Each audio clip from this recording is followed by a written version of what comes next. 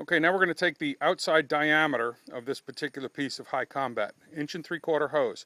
The outside diameter read at 100 psi, about 1.5 inches, 2 inches back from the coupling. So we're at 2.13 inches. It's reading in 100th, so it's 2.13.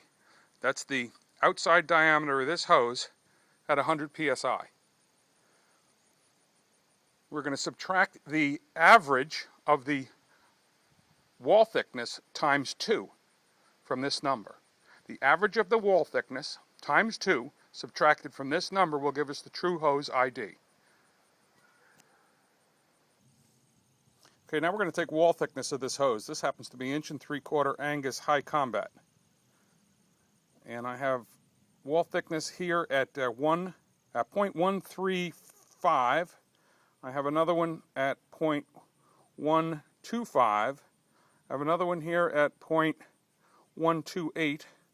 Another one down here at 0.125. Do not take any measurements where there is a woven in stenciling, because that's going to give you an erroneous reading. That's going to be really big because we have to take into account the extra yarn that's in there. So when you do these wall thicknesses, make sure you do them in 4 places, pretty close to the flat radius. We'll add those 4 numbers up, divide by 4, and that will give us our average wall thickness. We're going to take the average wall thickness, multiply times 2, and subtract that number from the outside diameter of a charged hose line. Next. Good.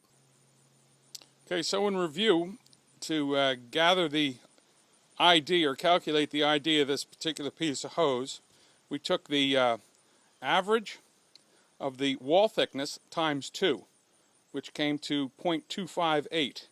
The average of the wall thickness times 2 equals 0.258. We subtracted 0.258 from the outside diameter of the hose, which was 2.13, leaving us a ID of 1.872. So the inside diameter is 1.872, slightly larger than 1.75", closer to perhaps 1.7/8. Be that as it may, those are what the numbers are. And this is how I recommend we take the IDs of fire hoses in general.